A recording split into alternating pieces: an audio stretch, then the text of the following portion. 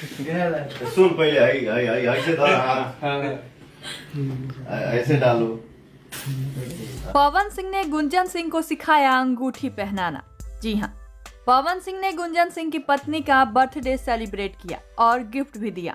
पवन सिंह का ये video viral हो गया है क्योंकि इस वीडियो में पवन सिंह गुंजन सिंह को अंगूठी पहनाना सिखा रहे हैं। आप भी देखिए ये video. Happy birthday to you. Happy birthday to you.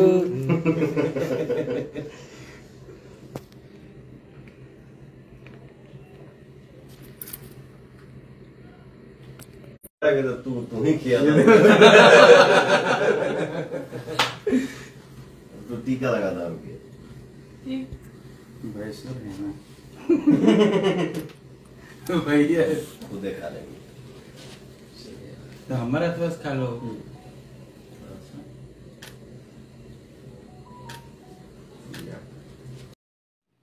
ये हमारे बाबू के लिए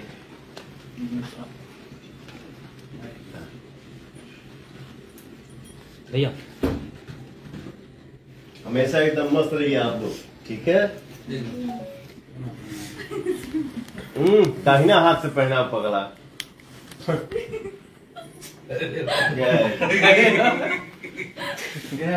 सुन पहले ऐसे ऐसे डालो। हाँ ठीक है ना। हाँ ठीक है।